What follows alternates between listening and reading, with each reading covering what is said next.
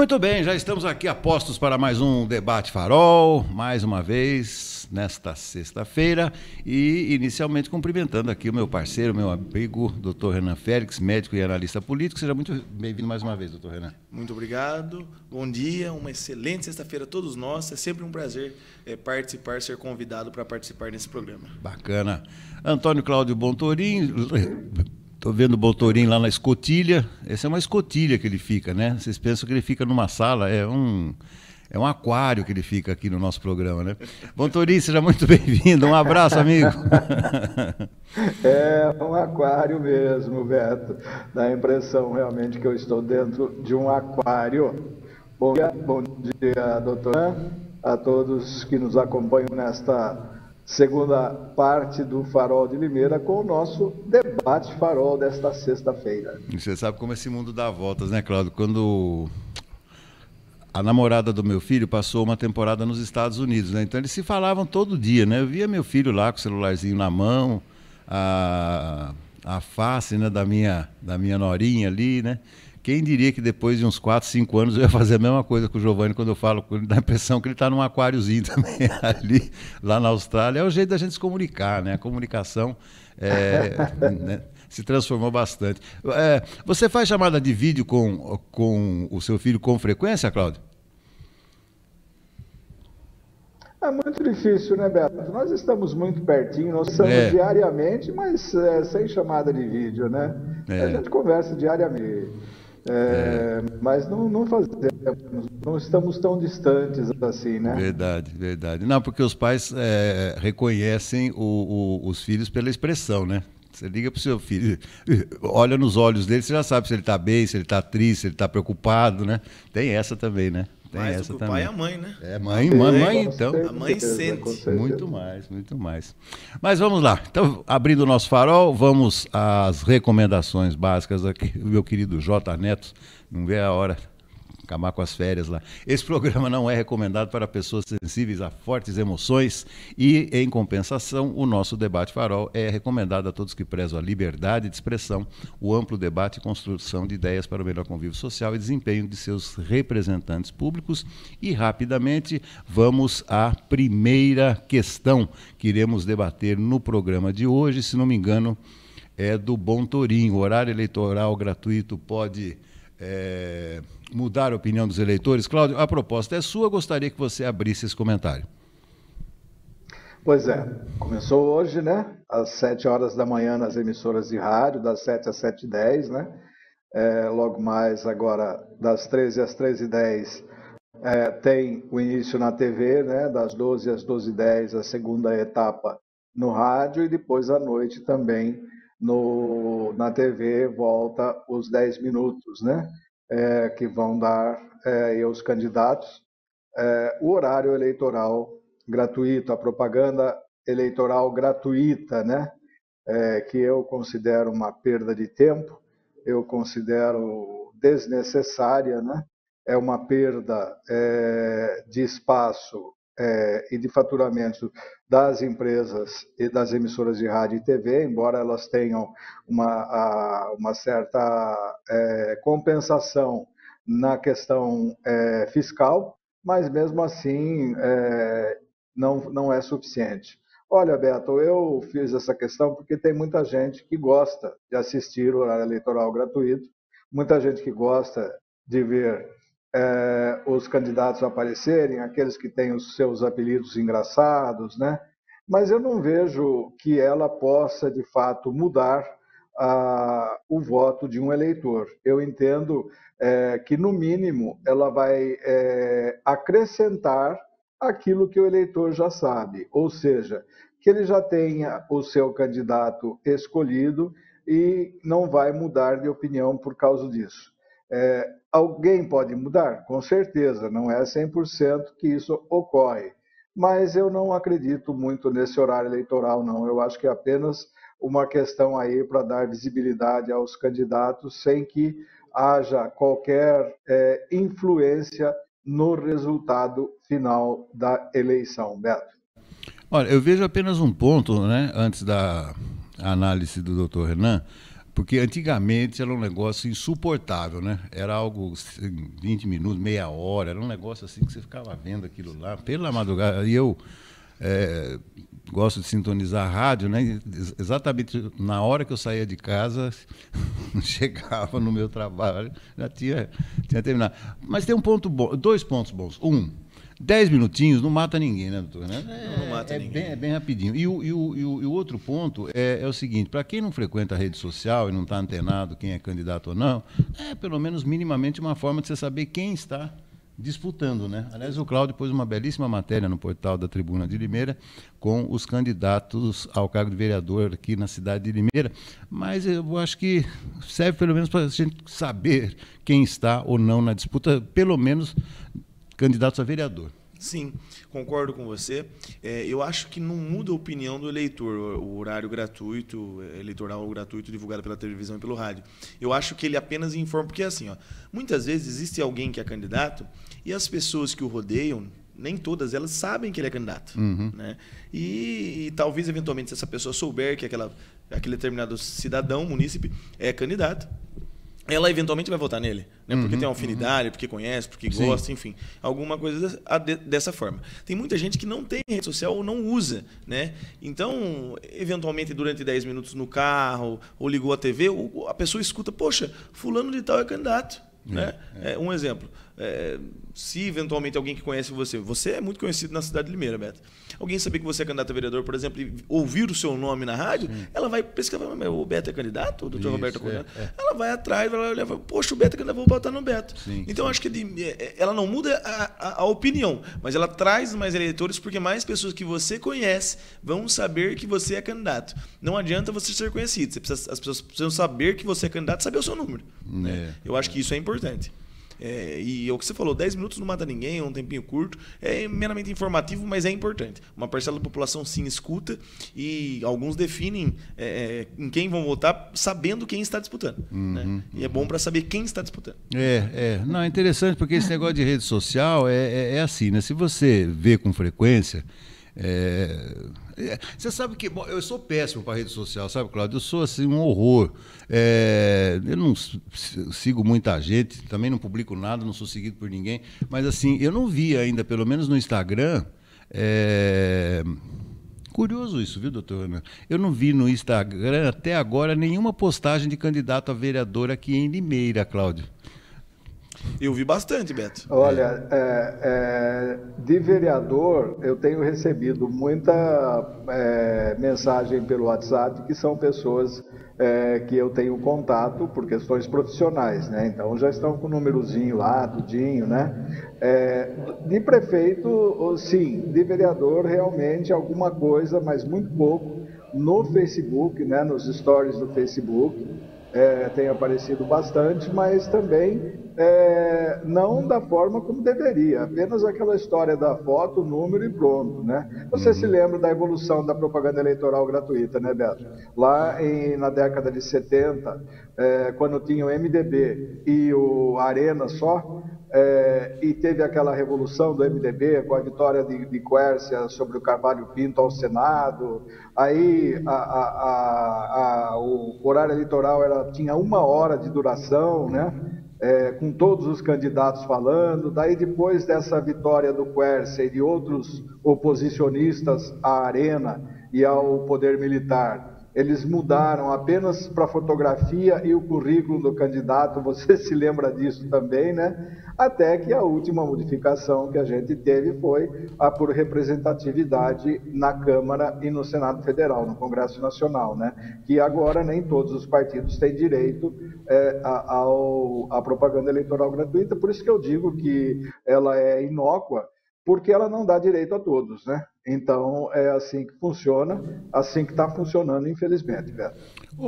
Quem legisla, não legisla para o povo, legisla por causa própria. Essa diminuição, tanto do horário eleitoral, né? que é uma boa por um aspecto, né? A diminuição do período da campanha eleitoral claramente favorece quem já está. E quem já está no poder, Lógico, né? com Quem certeza. já está ali. Obviamente. Ninguém vai fazer ninguém vai colocar a raposa no galinheiro. Bom, vamos à segunda indagação de hoje. Essa aí eu quero ver como é que o Cláudio vai sair dessa.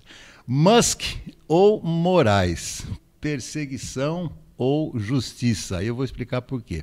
Li um artigo muito interessante hoje, além de ter escrito um artigo hoje no editorial do Farol, que será publicado lá na Tribuna, eu faço algumas observações. Mas tem uma jornalista do Globo hoje que fez um artigo interessante, porque ela imaginava que depois das denúncias feitas pela Folha de São Paulo, o ministro do Supremo, Alexandre de Moraes, quais foram essas denúncias, só para contextualizar? Foram denúncias no sentido de que Moraes teria se aproveitado de informações de subordinados, né, do Tribunal Superior Eleitoral para instruir os inquéritos intermináveis que ele preside, né? Um deles, o inquérito das fake news, ele não termina. E ela achava que, com base nisso aí, ele iria pelo menos concluir um desses inquéritos. Mas ele não, ele deixa aberto, propositalmente, ele deixa aberto todos os inquéritos, porque sempre ele pode produzir novas provas, fazer novas investigações, etc. Agora, o Musk, a notícia que já foi veiculada logo no começo da noite de ontem, está tentando, e provavelmente pode conseguir, o bloqueio do Twitter no Brasil por imposição de multas, etc. e tal. E fez algo, não é inédito, né? Fez uma citação ao X pela própria rede, que é um negócio assim, né? Se a moda pega, aliás, você pode ser citado por WhatsApp desde que você se cadastre para isso. Se você quer receber a citação, intimação, sei lá.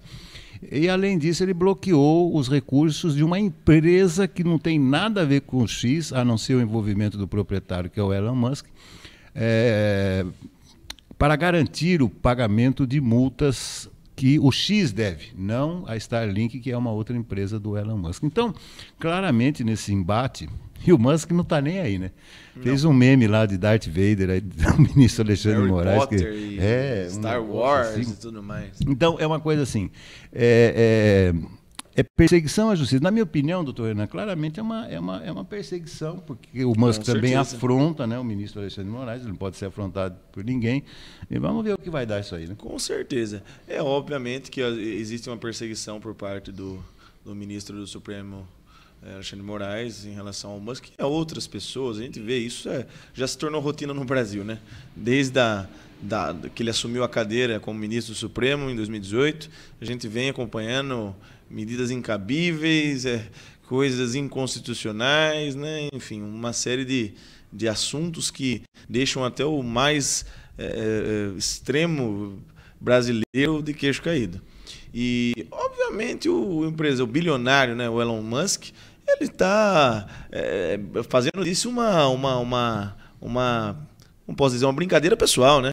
Porque para ele, né, vista do patrimônio que ele tem e, obviamente, da pouca influência que o ministro Alexandre de Moraes tem sobre ele, sobre os seus recursos, as suas empresas, isso vai bloquear ou desbloquear, não fazer aqui, para ele, monetariamente e também em questões de justiça, é irrelevante. Né? Então, obviamente, é uma disputa aí que o ministro do Supremo está comprando, que não pode ganhar, né? Ele vai cutucar, é que nem uma formiguinha.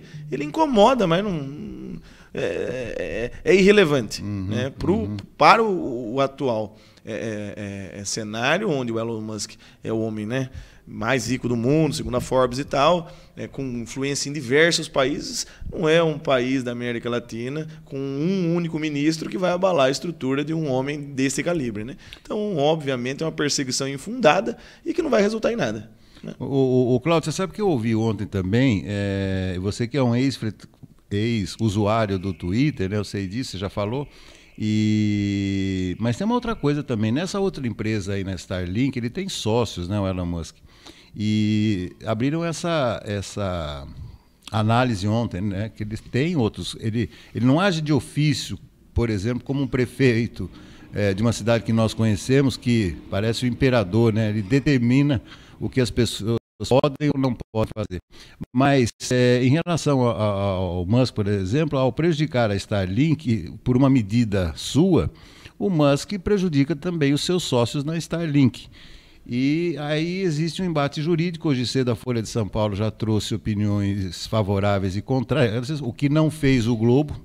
O Globo só trouxe opiniões favoráveis ao Alexandre de Moraes. Mas, sem dúvida nenhuma, Cláudio, é uma disputa de poder. Na minha opinião, deixou de ser uma disputa meramente jurídica. Viu, mas a Starlink, dando sequência no que eu gostaria de falar, mas foi breve o tempo, o único vínculo da Starlink... Desculpa, você vai estar prejudicando milhares e milhares de pessoas. Porque aí pode existir a interrupção da internet. Exatamente. Rede social, muita gente usa, mas internet todo mundo usa. Exatamente. Então, na verdade, nesse ponto eu gostaria de chegar. O ministro do Alexandre de Moraes do Supremo, ao realizar uma manobra que não tem nada a ver, porque o X não é a Starlink, né? Ele não prejudica o Elon Musk. Pelo contrário, como nós dizemos, para o Elon Musk isso é fichinha. Ele prejudica sim os brasileiros, que tanto diz defender. É impressionante. Fora de ser inconstitucional, isso é inconstitucional, Beto. É impressionante. Não pode. A única ligação é o dono. Vou bloquear uma empresa que não tem nada a ver com o negócio. Eu tenho medo eu tenho medo de um negócio que chama assim: os fins justificam os meios, né? E nessa dos fins justificarem os meios, a pessoa faz o que bem entende. Então, eu estava comentando, a Starlink, por exemplo, Beto, ela tem contratos com o governo federal, me parece com o Ministério da Defesa, né? Na questão de internet. Então, talvez aí ele esteja entrando com essa ação contra a Starlink justamente para tentar pressionar ao pagamento devido das multas que o Elon Musk tem devido à sua não atenção à justiça brasileira. Mas deixa eu lembrar uma coisa que vai contrapor um pouco aí essa questão da perseguição. O Musk, ele não responde à justiça na Inglaterra, ele não responde à justiça na Austrália, ele não responde à justiça em muitos países da União Europeia, e só atende os pedidos judiciais de países como a Índia e como a Turquia, por exemplo, onde ele corta mensagens no X ou Twitter, no antigo Twitter, no X, né? Onde ele corta mensagens contrárias ao governo turco, que é de direita, e ao governo Narendra Modi, né, do primeiro-ministro, que também é de direita. Então, na Turquia e na Índia, assim como nos países árabes, né, a Arábia Saudita tem participação econômica no X, ele atende todos os pedidos. Ele desdenha dos pedidos da justiça de países que não são comandados pela direita, ou seja, que são reconhecidamente países democráticos. Então, ele tem esse problema de se contradizer nessa questão da extrema liberdade de expressão. Na Índia e na Turquia, por exemplo, assim como na Arábia Saudita, sempre que tem um pedido judicial, ele atende e não alega essa questão da liberdade de imprensa. Ele tem feito isso no Brasil, na Austrália, na Inglaterra, ele tem feito isso em muitos países da comunidade europeia, né? Fora a Turquia, que é a partir da comunidade europeia, por exemplo, que é um país da comunidade europeia, mas ele desdenha países onde ele se diz perseguido e se diz por falta e cobra a liberdade de expressão. Esses dois pesos e essas duas medidas me levam a crer que não há perseguição a ele aqui no Brasil, porque se houver a perseguição a ele, então a Inglaterra, a Austrália e outros países como a Espanha, como a Itália, como a Alemanha, o estão perseguindo também, né? Então a gente tem que tomar cuidado quando a gente trata-se dessa questão, justamente porque a gente está vendo só o nosso interior aqui no Brasil e não está vendo o que acontece pelo mundo, né?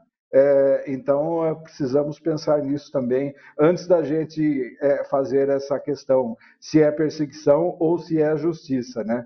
Então, eu acho que nesse caso não há perseguição a ele, não. Há uma tentativa de fazer com que ele se adeque às questões jurídicas do país onde ele está atuando, né? Ele tem que se adequar, qualquer um tem que se adequar ao judiciário do país em que ele atua. Nesse caso, se adequar ao que o Alexandre de Moraes pensa, né? Mas tá certo, é uma análise. Não, Vamos para outro tema. a justiça de uma maneira geral. Com certeza. Mas eu acho que na prática mesmo é o seguinte, o Elon Musk não vai obedecer porque ele não quer, e ele pode não querer. Ele é um homem que, com os recursos que ele tem, hoje ele pode escolher quem ele obedece e quem não, né? Vamos ao terceiro tema, senão não dá tempo da gente fechar o nosso comentário, o nosso programa, mas bela explicação do Cláudio aí. Gostei também, sempre. São pontos de vista, né? Mas está correto, eu concordo. O debate é bacana por causa disso. As recentes queimadas de fogo foram criminosas, proposta aí do Dr. Renan. Vamos lá. A gente viu uma série de queimadas que deixou o estado de saúde de milhares de brasileiros, assim, abalável e colocou em risco a própria vida, né? E alguns foram a óbito, inclusive, né?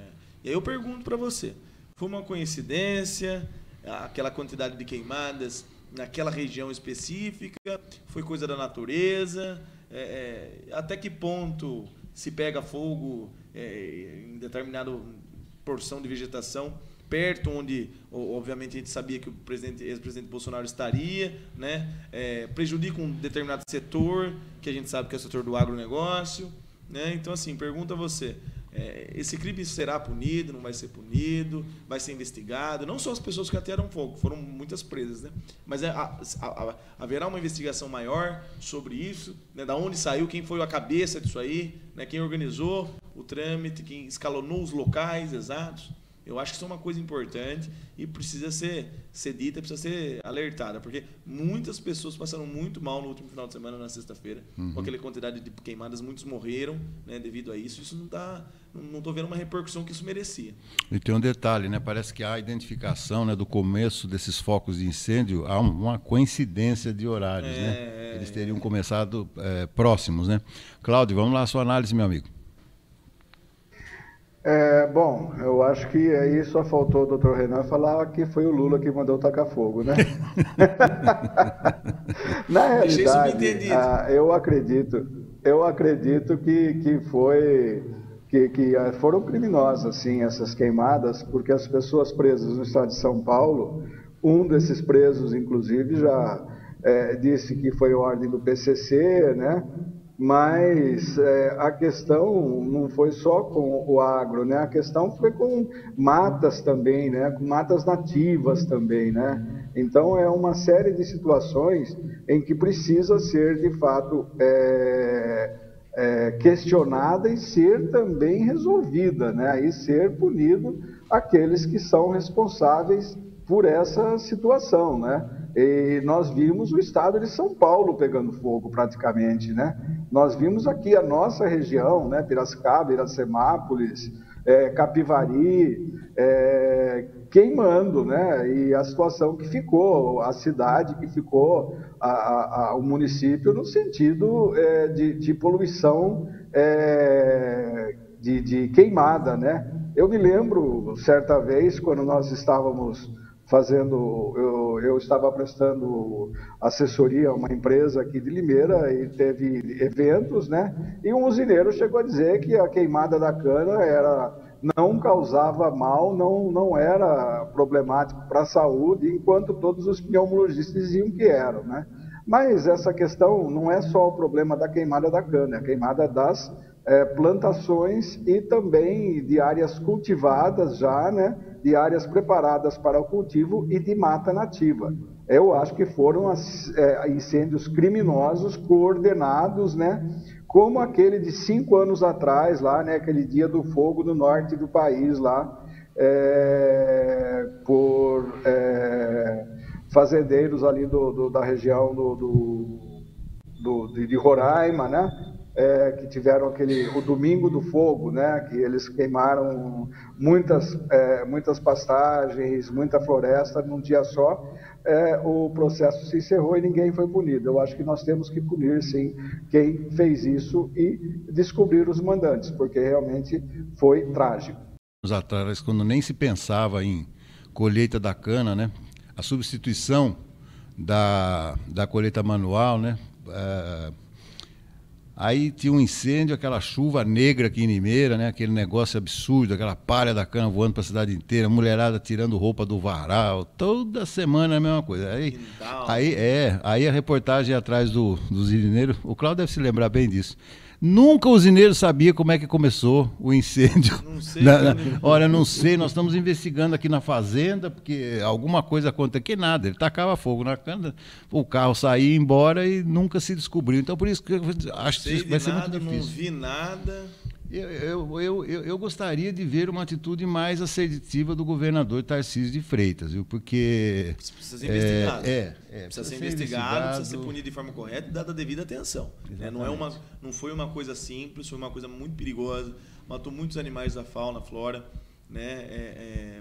Deixou muitas pessoas doentes. E tem um lado econômico. Idosos. Não, daqui a pouco o açúcar vai subir, daqui a pouco o álcool vai subir também. Sim, então no bolso da gente. Tem a questão não tem nada a ver com o negócio. Econômica também. Tá bom. Cláudio, você lembra dessa época da fuligem, né? Nossa, Beto, como a gente não vai se lembrar disso, né? As sacadas dos prédios ficavam pretas, né? Ficavam cheias de fuligem, aqueles pedaços enormes de palha queimada, né? E os quintais, né? Principalmente quem tinha casa-terra era um problema sério, né? Os quintais ficavam sujos demais, né? Quem tinha roupa no varal externo, por exemplo, se fosse um lençol branco, era um lençol branco, né? Era problemático realmente, nunca se sabia quem tacou fogo, nunca se sabia se foi uma queimada provocada ou não. Até certo ponto era permitido a queima da cana, né? Até virem as colheitadeiras, e onde as colheitadeiras não chegavam, né? Porque a colheitadeira também tem uma certa questão técnica, né? Que ela consegue colher normalmente em planícies, né? Por isso que a colheita da cana na Austrália, por exemplo, é inteiramente mecanizada, porque lá são planícies, né? Aqui no Brasil nós temos muitas conformações, mas agora já adequaram as colheitadeiras, agora já é feito dessa forma. Então esses incêndios são, sim, criminosos e já não tem mais a ver com as usinas, mas sim com pessoas interessadas em queimadas. E não existe, como disse um técnico essa semana, numa entrevista que eu estava vendo, não existe fogo espontâneo. O único fogo espontâneo é aquele que tem um carro quente aí do lupa, mas mesmo assim não é espontâneo. Então é ação humana. Quando eu brincava de escoteiro lá na fazenda, Cláudio, eu sou do tempo de fazer fogo pegando os gravetos, assim, você vai esfregando, ficar meia hora com aquele bendito graveto lá. A mão esfola tudo e não vem fogo nenhum. Não vem fogo nenhum, você tem razão. Eu tô me lembrando, você estava falando de planícies e cana-de-açúcar. Lá perto da cidade de Paraty tem uma praia que chama Praia de São Gonçalo, né? É uma praia extensa e tal. Aliás, em Paraty não tem praia, né? É um absurdo, é uma loucura. Paraty não tem praia. Aí então você tem que pegar o carro, viaja 20 quilômetros, vai para essa praia de São Gonçalo aí de barco 5 minutos, você chega numa praia que se chama Praia do Pelado. E aí eu estava com a Márcia falou, mas como é que é? Isso aí é praia de nudismo? Eu falei, não, é Praia do Pelado porque antigamente se plantava muito cana-de-açúcar nessa praia. Mas depois que veio a derrocada dos alambiques aqui em Paraty, eles simplesmente deixaram de plantar cana. Mas para plantar a cana nessa ilhazinha, nessa ilha, que é uma ilha, eles tiraram toda a vegetação nativa. Olha que legal! Tiraram toda a vegetação nativa para plantar cana. Então já teve muita coisa errada nesse país e continuará tendo. Cláudio, muitíssimo obrigado. Olha, cuidado com a mangueira de ar. Você não tem esse problema na sua casa, mas fique atento ao consumo de água nesse final de semana. Não. Até a próxima, amigo. Não. A gente usa água de uso lá, viu? Bacana. Grande abraço, doutor Renan, Beto. Um grande abraço a todos aí. Um ótimo fim de semana a todos e até segunda com o Farol de volta, né, Beto? Fazer propaganda do Cláudio aqui, não perca também a matéria que o Cláudio postou no site da Tribuna de Limeira. Conheça os candidatos, né, Cláudio? A vereador, os exóticos, né? Mais uma vez, obrigado. Valeu, doutor Renan Félix, médico e analista político aqui no nosso programa. A democracia não é apenas uma conquista social, mas uma forma de acreditarmos em justiça e igualdade diariamente.